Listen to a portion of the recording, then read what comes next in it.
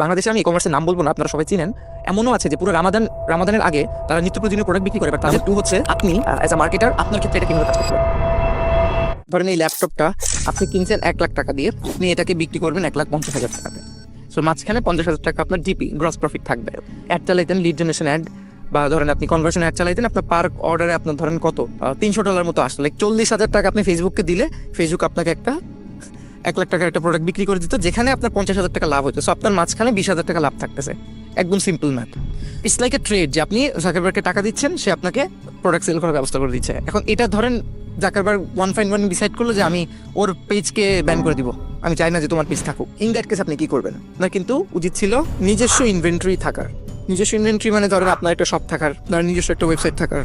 আমরা অমনি চ্যানেল নিয়ে রিসেন্টলি মার্কেটাররা অনেক কথা বলতেছে এআই রেভলিউশনের পর। অমনি চ্যানেল মানে হচ্ছে আপনার কাস্টমারের সবচেয়ে ইজিয়েস্ট টাচ পয়েন্ট কোনটা, সেটা আমার জন্য হতে পারে আমি ইনস্টাগ্রাম অনেক ইউজ করি আর লিঙ্কডিন ইউজ করি, আমার জন্য লিঙ্কডিন এবং ইনস্টাগ্রাম হতে পারে। কেউ হয়তো ফেসবুক ইউজ করে, সো ওইটি জন্য যে ফেসবুক তার অমনি চ্যানেল হতে পারে। অনেক আছে ফেসবুক ইউজ করে আবার ইমেলে সক্রিয়, সো ইমেল হতে পারে তার জন্য।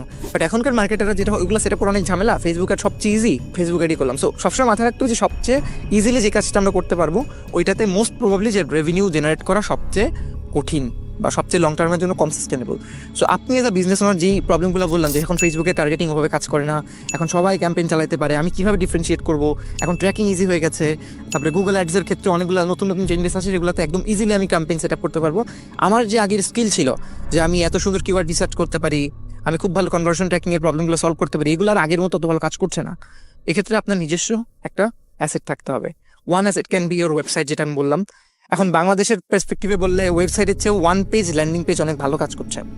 যে আপনার এক পেজের একটা ল্যান্ডিং পেজ থাকবে, কোনো একটা প্রোডাক্ট আপনি সেল করছেন, একটা ক্যাটালগ অ্যাড চালাই দিলেন, জাস্ট ক্লিক করবে, ওখানে আসবে, অর্ডার প্লেস করবে, আপনি জাস্ট অর্ডারটা ডেলিভারি দিয়ে দিবেন। আপনাকে অবশ্যই এখন 2025 সালে এসে যদি আপনি বলেন যে আমার একটা ওয়েবসাইট নাই আর ল্যান্ডিং পেজ নাই, তাহলে এটা তো আসলে আপনার মানে নিজের একটা সীমাবদ্ধতা আমি বলবো।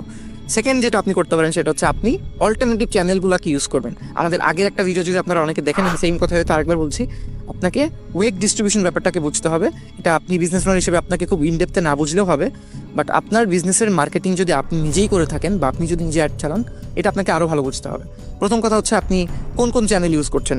1 নম্বর হতে পারে SMS marketing, email marketing, WhatsApp API, Telegram হতে পারে, তারপরে গুগল মাই বিজনেস হতে পারে, ফেসবুক অ্যাড হতে পারে, গুগল অ্যাড হতে পারে, তারপরে অনেক ক্ষেত্রে যদি আপনি খুব মেডিকেল প্রোডাক্ট বা হাই টিকেট প্রোডাক্ট বিক্রি করেন, বিং অ্যাডও কিন্তু কাজ করে, এটা অনেকে জান না, টিকটক অ্যাড হতে পারে।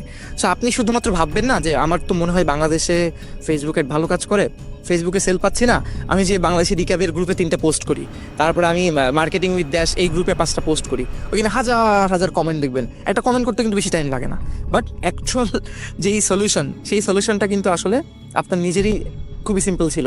সেটা হচ্ছে আপনি বিভিন্ন চ্যানেলে বিভিন্নভাবে এক্সপেরিমেন্ট করবেন এবং ইউ উইল মেবি, যদি আপনার বাজেট থাকে, হায়ার করবেন এমন মানুষ যার সারাদিনের ধ্যান জ্ঞানী এইটা, যে আমি কিভাবে করে কম টাকায় বেশি রেজাল্ট আনতে পারবো।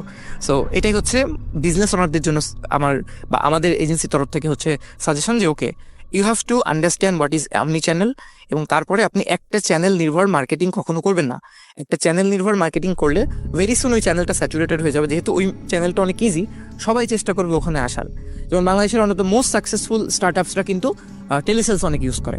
টেলিসেলস ইউজ করে বিকজ টেলিসেলসের যেই মানে ওইখানে ঢুকতে গেলে আপনি মানে প্যারা খেয়ে যাবেন। প্রথম হচ্ছে আপনার জিপ্লেক্সের মতো সফটওয়্যারের জন্য সাবস্ক্রিপশন ফি দিতে হবে, আপনাকে মানুষকে মান্থলি বেসিস হায়ার করতে হবে, ওদেরকে ট্রেন করতে হবে, কত সেকেন্ডে কত ঘন্টা কথা বললে ট্র্যাক করতে পারবে এটা আছে, তারপর একজন এমপ্লয়ির কাছ থেকে বেস্ট ওয়েতে কীভাবে আউটপুট নেওয়া যায় সেটা বুঝতে হবে। সেরকম অনেকগুলো মেট্রিক্সের টেলিসেলস এক্সপার্ট যারা আছে তারা বাদে কিন্তু ওটা আসলে সেট আপ করতে পারবে না, এবং তারা চুজ করে এমন এমন জায়গা যেখানে একটা ওরকম অফিস সেট আপ করার জন্য তাদেরকে খুব বেশি টাকা খরচ করতে হবে না, বাট তারা কম স্যালারিতে অনেক দক্ষ মানুষজন হায়ার করতে পারবে। আপনি ইনস্ট্যান্টলি ধরেন চকবাজার থেকে প্রোডাক্ট এনে বিক্রি করেন, আপনার প্রতি মাসে বেচা কিনে হচ্ছে 2-3 লাখ, আপনি জীবনও টেলিসেলস সেট আপ করতে পারবেন না। সর্বোচ্চ আপনি যেটা করতে পারেন, একজন বা দুজনকে আপনার অফিসে ডেকে তাদেরকে একটু মোটামুটি ট্রেন করে তারা ফোন দিয়েই কল দিচ্ছে, আইপি আপনি ইউজ করতে পারছেন না। সো এটা একটা ওয়ে হতে পারে। বাংলাদেশে আমি ই কমার্সের নাম বলবো না, আপনারা সবাই চিনেন। এমনও আছে যে পুরো রামাদানের আগে তারা নিত্য প্রয়োজনীয় প্রোডাক্ট বিক্রি করে, বাট তাদের জাস্ট 2টা প্রোডাক্টের অ্যাড চলেছে, তাও খুবই মিনিমাল বাজেটে। অন্যদিকে তাদের কম্পিটিটররা হিউজ বাজেটে দিনে $500 পর্যন্ত অ্যাড চালিয়েছে, কিন্তু তারপরেও তাদের সাথে রেভিনিউ নাম্বারে তারা টক্কর দিতে পারে নাই because of proper branding, amazing service এবং alternative channel like SMS marketing, email marketing, push notification বা রেগুলার আপডেটস পাওয়া, যে আপনার এখন এই হচ্ছে, আপনার ডেলিভারিটা এখন এখানে আছে, বা রেগুলারলি তারা যেটা করে ফেসবুক গ্রুপ মেনটেন করে এবং তাদের কি অ্যাকাউন্ট ম্যানেজার থাকে। লাইক আমি একটা কাস্টমার, আমি মাসে বা 2-3 মাস পর পর ওদের কাছ থেকে একটা অর্ডার প্লেস করি, আমাকে একদম নিজের ভাইয়ের মতো, নিজের বোনের মতো সেখান থেকে কল দিয়ে বলে যে ভাই কী অবস্থা, বা স্যার কী অবস্থা, আপনি তো অর্ডার করছেন না, এই ধরনের প্রোডাক্টগুলো আমাদের এখন স্টকে আসছে, আপনি কি অর্ডার করতে চান। একটা নর্মাল ফেসবুক অ্যাড দেখাচ্ছে, একজন মানুষ যখন আমাকে রিচ আউট করছে, ওইটার ইফেক্টিভনেস অনেক বেশি। অনেকে হয়তো বলতে পারেন যে ভাই আমি তো বিরক্ত হয়ে আমাকে কেউ কল দিলে, বাট ওই যে অন্য সব চ্যানেল তো ইউজ করতে হবে। আপনি বিরক্ত হন টেলিসেলস বা এই ধরনের কলে, আমি হয়তো বিরক্ত হই না। আপনি যেটাতে বিরক্ত হন না, আপনি ধরেন একটু মেবি পশ মানুষ, আপনার ক্ষেত্রে আপনাকে একটা মেইল পাঠালে আপনি খুশি হয়ে যান, বা আপনার একটা খুব সুন্দর ইংলিশে পুশ নোটিফিকেশন পাঠালে আপনি খুশি হয়ে যান। তো এক্ষেত্রে আপনাকে ওইগুলোকে অ্যাডপ্ট করতে হবে আপনার বিজনেসে। তা না হলে আপনি খুব ভালো বিজনেস করবেন, কয়েকদিন পরে ফেসবুকে 1-2টা আপনার কাজও করে যাবে, বাট কিছুদিন পরে আর কাজ করবে না, তখনই আপনি স্ট্রাগল করবেন। সো আমরা যদি আমাদের আজকের ভিডিওর কি পয়েন্টগুলোকে সামারাইজ করি আনফিল্টার্ডভাবে, মার্কেটারদের জন্য হচ্ছে, আপনি যদি এতদিন টেকনিক্যালি অনেক সাউন্ড হতেন, এটার আসলে কোনো শেষ নেই। আপনি টেকনিক্যালি যতই সাউন্ড হন, ইট উইল নট, এটা আমাদের ব্যক্তিগত মতামত বলতে পারি, it will not make you very একটা লেভেল পর্যন্ত যে আপনি স্যাচুরেশনে চলে যাবেন। আপনি দেখবেন অনেক বড় বড় সফটওয়্যার কোম্পানিতে যারা ভালো লেভেলে কাজ করে, ইভেন সুন্দর পিচাইয়ের মতো মানুষ যারা ইঞ্জিনিয়ার ছিল, তারা কিন্তু এখন ইঞ্জিনিয়ারিং করে না, তারা কোড লিখে না, তারা কি করে, তারা এখন ম্যানেজারিয়াল কাজ করে। সো আপনাকে স্ট্র্যাটেজি বুঝতে হবে এবং আস্তে আস্তে আপনার টেকনিক্যাল এক্সপার্টিজের সাথেও স্ট্র্যাটেজিগুলো ইমপ্লিমেন্ট করতে শিখতে হবে, তাহলে এই যুগে আপনি মার্কেটিং করে টিকে থাকবেন। এটা হচ্ছে মার্কেটারদের জন্য।